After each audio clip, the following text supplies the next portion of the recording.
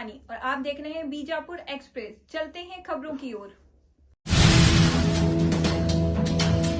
वालेकुम रहमतुल्लाहि व बरकातहू। जैसा है कि आप तमाम को पता है कि पिछले 4-5 दिनों में जो 15,000 टीचर्स का नोटिफिकेशन हो गया है, इसकी वजह से सबके दिलों में जो उम्मीदें थी वो उम्मीदों पर सबके पानी फिर गया है। ये गवर्नमेंट ने एक खेल खेला है हमारे साथ, ऐसा लग रहा है। हर एक को इस नोटिफिकेशन ऐसा होना चाहिए कि सेटिस्फेक्शन हो सबको। इन्हें नोटिफिकेशन ऐसा बनाए कि हर एक को इसमें प्रॉब्लम हो रही है। किसका एज का प्रॉब्लम है, किसका लैंग्वेज सब्जेक्ट्स का प्रॉब्लम है, किस एक सब्जेक्ट को नेगलेक्ट किया गया है। हमारा कानून ये नहीं बोलता है जो भी स्कूल में सब्जेक्ट पढ़ाया जाता है या फिर एक भी बच्चा हो तो उसे हर एक सब्जेक्ट देना चाहिए। ये गवर्नमेंट का कानून है हमारे। अगर ये हम हमारे हक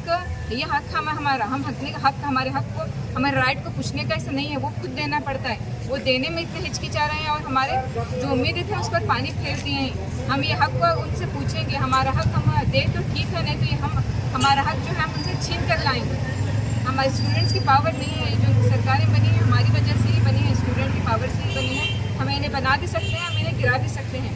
मेरी ये भी जो मेरे मैसेज जा रहा है हमारे एजुकेशन मिनिस्टर को जा रहा है, जो जनरल सेक्रेटरी को जा रहा है, उन तमाम को जा रहा है कि हमारी बात को नज़रअंदाज ना करें। जल्द से जल्द इस नोटिफिकेशन पर स्टे लाएँ, इसे या फिर रीशेड्यूल करें और हमारे तमाम की जो भी उम्मीदें हैं, हर किसी को जो भी प्रॉब्लम आ रहा है उस तमाम को उसे करेक्ट करके रिकरेक्ट करके और एक बार उसे नोटिफिकेशन जारी करें। नहीं तो वो नहीं, ऐसा कुछ भी आगे करेंगे हम या करने वाले हैं, ऐसे अगर वो बात करें तो हम पीछे हटने वाले नहीं हैं।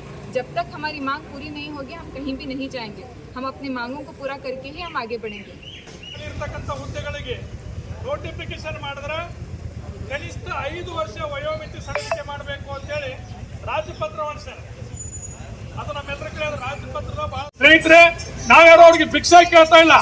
ನೀವು ಪ್ರತಿ ವರ್ಷ ನೇಮಕಾತಿ ಮಾಡಿದ್ರ ನಿಮ್ಮ ಆದೇಶನ ಪಾಲಿಸಬೇಕಾಗಿತ್ತು. ನೀವು 12 ವರ್ಷದಿಂದ ನೇಮಕಾತಿ ಮಾಡದಿರೋದ್ರಿಂದ ನಮ್ಮ ನ್ಯಾಯಯುತ ಬೇಡಿಕೆಯನ್ನು ಈಡೇರಿಸಬೇಕು ಅಂತ ಹೇಳಿ ನಾವು ಆಗ್ರಹಿಸ್ತೀವಿ. ಅದ್ರ ಜೊತೆಗೇನೆ ಓರ್ವ ಮಗುವಿನ ಸರ್ವತೋಮುಖ ಅಭಿವೃದ್ಧಿ ಆಗಬೇಕಾಗಿತ್ತು. ಸರ್ವತೋಮುಖ ಅಭಿವೃದ್ಧಿ ಅಂದ್ರೆ ಏನು?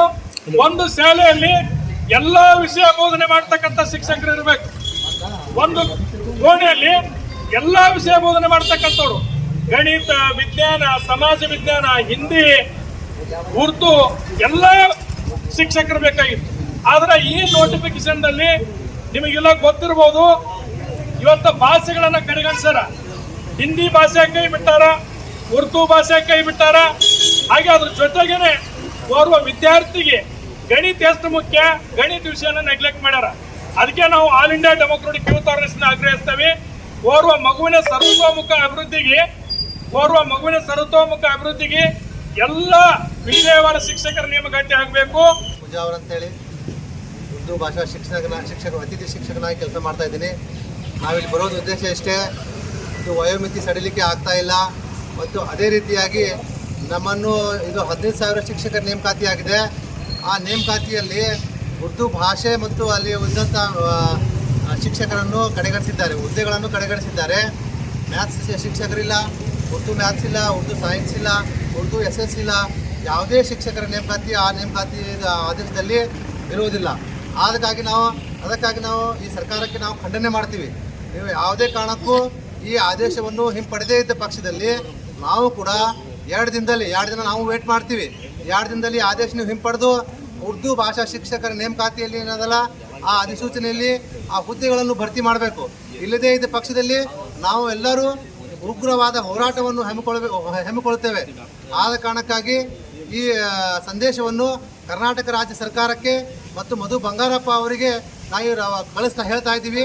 ನೀವು ಆದಷ್ಟು ಬೇಗ ಈ ಆದೇಶವನ್ನು ಹಿಂಪಡೆಯಬೇಕು. ಈಗಾಗಲೇ ಸರ್ಕಾರ ಹೈಸ್ಕೂಲ್ ಮತ್ತು ಪ್ರೈಮರಿ ಸ್ಕೂಲಿನ ಟೀಚರನ್ನು ಅಪಾಯಿಂಟ್ಮೆಂಟ್ ಮಾಡಿದ್ದು, ಈಗಾಗಲೇ ಜಿಲ್ಲಾ ಅಧ್ಯಕ್ಷರಾದ DY ಜಿಲ್ಲಾ ಅಧ್ಯಕ್ಷರು ಹೇಳಿದಂತೆ ಸುಮಾರು 12 ವರ್ಷಗಳಿಂದ ಕನ್ಫರ್ಮ್ ಆಗಿಲ್ಲ. ಅದು ಸರ್ಕಾರದ ತಪ್ಪು. ಇನ್ನು ಎರಡನೇದು, ಅದರಲ್ಲಿ ಏಜ್ ಸಡಿಲಿಕೆ ಇಲ್ಲ. ಈಗಾಗಲೇ ಮುರಾರ್ಜಿ ಒಳಗಿದೆ, ಬಟ್ ಇಲ್ಲಿ ಇಲ್ಲ. ಇದು ಕೂಡ ಅನ್ಯಾಯವಾದಂಥದ್ದು. ಈಗಾಗಲೇ ಏಜ್ ಮುಗ್ತಾ ಇದ್ದವರಿಗೆ ಒಂದು ರೀತಿ ತೊಂದರೆ ಅದ. ಮತ್ತು ಇನ್ನೊಂದು ರೀತಿಯಲ್ಲಿ ಎಲ್ಲ ಒಂದು ಮಗುವಿನ ಅಭಿವೃದ್ಧಿಗೋಸ್ಕರ ಅನೇಕ ಭಾಷೆ ಆಗಲಿ ಅಥವಾ ಬೇರೆ ಬೇರೆ ರೀತಿ ದೈಹಿಕ ಶಿಕ್ಷಕರಾಗಲಿ, ಚಿತ್ರಕಲಾ ಶಿಕ್ಷಕರಾಗಲಿ ಪ್ರತಿಯೊಂದು ಕೂಡ ಬೇಕು. ಆದರೆ ಅದನ್ನೆಲ್ಲ ಕೂಡ ಕಡೆಗಣಿಸಿದೆ ಸರ್ಕಾರ. ಇದು ಅವರು ಕೂಡ ಅವೈಜ್ಞಾನಿಕವಾದಂಥ ಇದು ನೇಮಕಾತಿ ನಡಾವಳಿ ಅಂತ ಅನಿಸುತ್ತೆ. ಇದನ್ನು ಕೈಬಿಟ್ಟು ಏಜ್ ಸಡಿಲಿಕೆಯನ್ನು ಕೊಟ್ಟು ಆ ಎಲ್ಲ ಒಂದು ಶಿಕ್ಷಕರ ನೇಮಕಾತಿಯನ್ನು ಮಾಡ್ಕೋಬೇಕು. ಒಂದು ವೇಳೆ ಇದರಿಂದ ಹಿಂಸರಿದ್ರೆ ಉಗ್ರವಾದ ಹೋರಾಟವನ್ನು ಕೈಗೊಳ್ಳಲಾಗುವುದು ಅಂತ ಹೇಳಿ ಇದು ಕರ್ನಾಟಕ ಸರ್ಕಾರದಿಂದ ಇದು ಅಧಿವೇಶನ ಏನು ಹೊರಡಿಸಲಾಗಿದೆ 15,000 ಶಿಕ್ಷಕರ ನೇಮಕಾತಿ ಎಂದು. ಅದರೊಳಗೆ ಅನ್ಯಾಯವಾಗಿದೆ. ಉರ್ದು ಮಾಧ್ಯಮ ಶಾಲೆ ಶಿಕ್ಷಕರ ನೇಮಕಾತಿ ಅದರೊಳಗೆ ಪರಿಗಣಿಸಿಲ್ಲ. ನಾವು ಅದು ಮಾಡಬೇಕಂತ ಹೇಳ್ತೀವಿ. ಮತ್ತು ಇದು ಏಜ್ ರಿಲ್ಯಾಕ್ಸೇಷನ್ ಹೈಕೋರ್ಟ್ದಿಂದ ಮಾನ್ಯ CM ಆದ ಅಧಿವೇಶನ ಇದು ಆರ್ಡರ್ ರಿಲೀಸ್ ಮಾಡಿದ್ದಾರೆ. ಆ ರಿಲೀಸ್ ಮಾಡ್ರೂ ಕೂಡ ಈ ಎಜುಕೇಷನ್ ಡಿಪಾರ್ಟ್ಮೆಂಟ್ದವರು ಅದ್ರ ಬಗ್ಗೆ ಏನು ಕಾಳಜಿ ತಗೊಳ್ಳಲಾಗಾರ. ನಾವು ಏನು ಬೇಡ್ತೀವಿ ಅಂದ್ರೆ ಏಜ್ ರಿಲ್ಯಾಕ್ಸೇಷನ್ ಮಾಡಬೇಕು ಮತ್ತು ಈ ಉರ್ದು ಶಾಲಾ ಶಿಕ್ಷಕರ ನೇಮಕಾತಿಗೂ ಅವಕಾಶ ಕೊಡಬೇಕಂತ ಹೇಳ್ತೇನೆ. ಹೀಗಾಗಿ ಯಾವುದೇ ಒಂದು ನೇಮಕಾತಿಗೆ ಸಂಬಂಧಪಟ್ಟಂತೆ ಇತ್ತೀಚೆಗೆ ಹೊರಡಿಸಿರ್ತಕ್ಕಂಥ ಎಲ್ಲ ನೇಮಕಾತಿಯಲ್ಲಿ ಕೂಡ ಈ ಒಂದು ವಿಚಾರವಾಗಿ ಎಲ್ಲರೂ ಕೂಡ ಸಡಿಲಿಕೆಯನ್ನು ಕೊಟ್ಟಿರ್ತಕ್ಕಂಥದ್ದನ್ನು ನಾವು ಗಮನಿಸ್ತಾ ಬಂದಿದ್ದೇವೆ. ಅದೇ ವಸತಿ ಶಾಲೆಯ ಶಿಕ್ಷಕರ ನೇಮಕಾತಿಯಲ್ಲಿ ಕೂಡ ಈ ಒಂದು ನಿಯಮ ಅನ್ವಯ ಆಗಿದೆ. ಆದರೆ ಉದ್ದೇಶಪೂರ್ವಕವಾಗಿ ಸಾರ್ವಜನಿಕ ಶಿಕ್ಷಣ ಇಲಾಖೆಯಲ್ಲಿ ಅಧಿಸೂಚನೆ ಹೊರಡಿಸಿರ್ತಕ್ಕಂಥ ನೇಮಕಾತಿಯಲ್ಲಿ ಈ ಒಂದು ಸರ್ಕಾರದ ನಿರ್ಧಾರವನ್ನೇ ಕಡೆಗಣಿಸಿದ್ದಾರೆ. ಇವತ್ತು ಎಷ್ಟೋ ಜನ ವಯೋಮಿತಿ ಮೀರತಕ್ಕಂಥ ಉದ್ಯೋಗಾಕಾಂಕ್ಷಿಗಳು ಇವತ್ತಿದ್ದಾರೆ ರಾಜ್ಯದಲ್ಲಿ. ಅವ್ರಿಗೂ ಕೂಡ ದಯವಿಟ್ಟು ನಾವು ಮನವಿ ಮಾಡ್ಕೋತಾ ಇದ್ದೇವೆ, ಅವ್ರಿಗೂ ಕೂಡ ಇದೊಂದು ಅವಕಾಶ ಕೊಡಿ. ಅವರು ಕೂಡ MA B.Ed ನೆಟ್ TET ಎಲ್ಲ ವಿದ್ಯಾರ್ಥಿಯನ್ನು ಹೊಂದಿರತಕ್ಕಂಥ ಎಲ್ಲ ಉದ್ಯೋಗಾಕಾಂಕ್ಷಿಗಳಿದ್ದಾರೆ. ಈ ಒಂದು ಮನವಿಯನ್ನು ನಾವು ಮಾಡ್ಕೋತಾ ಇದ್ದೇವೆ ಮಾನ್ಯ ಮುಖ್ಯಮಂತ್ರಿಗಳಿಗೆ ಮತ್ತು ಶಿಕ್ಷಣ ಸಚಿವರಿಗೂ ಕೂಡ ನಾವು ಇದು ಮನವಿಯನ್ನು ಮಾಡ್ಕೋತಾ ಇದ್ದೇವೆ. ಹಾಗೇನೆ ಕೂಡ ಈ ಒಂದು ಮಾಧ್ಯಮದ ಮೂಲಕ ನಾವು ಪ್ರಿಯಾಂಕ್ ಖರ್ಗೆ ಸಾಹೇಬ್ರಿಗೂ ಕೂಡ ಮನವಿಯನ್ನು ಮಾಡ್ಕೋತಾ ಇದ್ದೇನೆ. ಅವರು ಕೂಡ ಇಲ್ಲಿ ಮುಖ್ಯಮಂತ್ರಿಗಳ ಮತ್ತು ಶಿಕ್ಷಣ ಸಚಿವರ ಮನವೊಲಿಸಬೇಕು, ನಮ್ಮ ಬೇಡಿಕೆಯನ್ನು ಈಡೇರಿಸಬೇಕು ಅಂತ ಅವರಲ್ಲಿ ಮತ್ತೊಮ್ಮೆ ಮನವಿಯನ್ನು ಮಾಡ್ಕೋತಾ ಬಹಳ ಹಲವಾರು ವರ್ಷಗಳಿಂದ ಉಪನ್ಯಾಸಕರಾಗಿ ಸೇವೆ ಸಲ್ಲಿಸ್ತಾರೆ. ಹೆಸರು ಸಂಗಮೇಶ್ ಪಟ್ನರ್ ಅಂತ. ಸೊ ನಾನು ಕೂಡ ಉದ್ಯೋಗಾಕಾಂಕ್ಷಿ. ಈ ಸರ್ಕಾರ ಒಂದು ಪ್ರೈಮರಿ ಮತ್ತು ಹೈಸ್ಕೂಲ್ ಒಂದು ಟೀಚರ್ನ ಏನು ವಾಂಟೆಡ್ ಮಾಡಿದೆಲ್ಲ, ಅಧಿಕೃತವಾದಂಥ ಒಂದು ನೋಟಿಫಿಕೇಶನ್ ಮಾಡಿದಿಲ್ಲ. ಇಲ್ಲಿ ಏಜ್ ರಿಲ್ಯಾಕ್ಸೇಷನ್ ಕೂಡ ಇಲ್ಲ ಮತ್ತು ಹಲವಾರು ಒಂದು ಶಿಕ್ಷಕರ ಒಂದು ನೇಮಕಾತಿ ಕೂಡ ಕಡೆಗಣಿಸಿದೆ. ಹಲವಾರು ಶಿಕ್ಷಕರ ಒಂದು ಭಾಷಾ ನೇಮಕಾತಿ ಆಗಬೇಕು ಮತ್ತು 5 ವರ್ಷ ಏಜ್ ರಿಲ್ಯಾಕ್ಸೇಷನ್ ಆಗಬೇಕಂತೇಳಿ ನಾನಿಂದು ಮನವಿಯನ್ನು. ನನ್ನ ಹೆಸರು ನವಸಾಕರ್ ಅಂತ. ನಾನು B.Ed ಕಾಲೇಜಿನ ಇಂಗ್ಲೀಷ್ ಪ್ರೊಫೆಸರ. ನಾನು ಇಷ್ಟೇ ಹೇಳಲು ಇಷ್ಟಪಡ್ತೀನಿ, ನಮ್ಮ ಭಾರತ ದೇಶದಲ್ಲಿ ಎಲ್ಲರಿಗೂ ಸಮಾನವಾದಂಥ ಒಂದು ಹಕ್ಕಿದೆ. ಆ ಹಕ್ಕು ಎಲ್ಲರಿಗೂ ಸಿಗಬೇಕು. ಡಿಪಾರ್ಟ್ಮೆಂಟ್ ಇರಲಿ, ಏನು ಪ್ರಾಬ್ಲಮ್ ಇಲ್ಲ. ಆದರೆ ಈ ಮುಖ್ಯವಾಗಿ ಹೇಳಬೇಕಂದ್ರೆ ಶಿಕ್ಷಕರಿಗೆ ಎಲ್ಲರಿಗೂ ಆ ಹಕ್ಕು ಕೊಡಬೇಕು.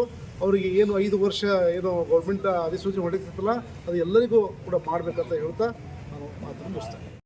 19-20ನೇ ತಾರೀಕಿಗೆ ಫ್ರೀಡಮ್ ಪಾರ್ಕ್ ದೊಡ್ಡ ಮೂವ್ಮೆಂಟ್ ಇಟ್ಟೇವೆ. ರಾಜ್ಯಾದ್ಯಂತ ಪ್ರಮುಖವಾಗಿ ಖಾಲಿ ಇರುವ ಎಲ್ಲ ಹುದ್ದೆಗಳನ್ನು ಭರ್ತಿ ಮಾಡಬೇಕು ಅಂತೇಳಿ ಹೋರಾಟ ಮಾಡಿದ್ವಿ. ಅದು ಆದಮೇಲೆ ನೋಟಿಫಿಕೇಶನ್ ಆಗಬೇಕು ಅಂತ ಹೋರಾಟ ಮಾಡಿದ್ವಿ. ನೋಟಿಫಿಕೇಶನ್ದೊಳಗೆ ಈಗಾಗಲೇ ಜನವರಿ 29, 2026 5 ವರ್ಷ ವಯೋಮಿತಿ ಸಡಿಲಿಕೆಯನ್ನು ಮಾಡಬೇಕು ಅಂತೇಳಿ ರಾಜಪತ್ರ ಆದೇಶ ಹೊರಡಿಸ್ಯಾರ. ಆದರೆ ಸಾರ್ವಜನಿಕ ಶಿಕ್ಷಣ ಇಲಾಖೆ ಆಯುಕ್ತರು ತಮ್ಮ ಓರ್ವ ತಪ್ಪಿನಿಂದ ಇವತ್ತು ನೇಮಕಾತಿಯಲ್ಲಿ 5 ವರ್ಷ ವಯೋಮಿತಿ ಸಡಿಲಿಕೆಯನ್ನು ಪರಿಗಣಿಸ್ತಾ ಇಲ್ಲ ಸರ್. ಅದನ್ನು ಈ ಕೂಡಲೇ ಪರಿಗಣಿಸಬೇಕು ಅನ್ನೋದು ಒಂದು ಬೇಡಿಕೆ. ಎರಡನೇದಾಗಿ ಓರ್ವ ಮಗು ಸರ್ವತೋಮುಖ ಅಭಿವೃದ್ಧಿ ಆಗಬೇಕಾದ್ರೆ ಎಲ್ಲ ಶಿಕ್ಷಕರ ನೇಮಕಾತಿ ಆಗಬೇಕು. ಈ ಒಂದು ನೋಟಿಫಿಕೇಶನ್ದಲ್ಲಿ ಇವತ್ತು ಗಣಿತ ಶಿಕ್ಷಕರಿಲ್ಲ, ಉರ್ದು ಇಲ್ಲ, ಹಿಂದಿ ಇಲ್ಲ, ಇತರೆ ಸಬ್ಜೆಕ್ಟ್ಗಳನ್ನು ನೆಗ್ಲೆಕ್ಟ್ ಮಾಡ್ತಾ ಇದ್ದಾರೆ. ಅದಕ್ಕೆ ಎಲ್ಲ ಭಾಷೆಯ ಶಿಕ್ಷಕರನ್ನ ಮತ್ತು ಒಂದು ಮಗುವಿನ ಅಭಿವೃದ್ಧಿ ಏನು ಬೇಕು ಎಲ್ಲವನ್ನ ಖಾಲಿ ಇರ್ತಕ್ಕಂಥ ಭರ್ತಿ ಮಾಡಬೇಕು ಅಂತ ನಾವು ಆಗ್ರಹಿಸ್ತೀವಿ ಸರ್. ಅದಕ್ಕೋಸ್ಕರ ಇವತ್ತು ಮನವಿ ಪತ್ರ ಬರ್ತೀವಿ.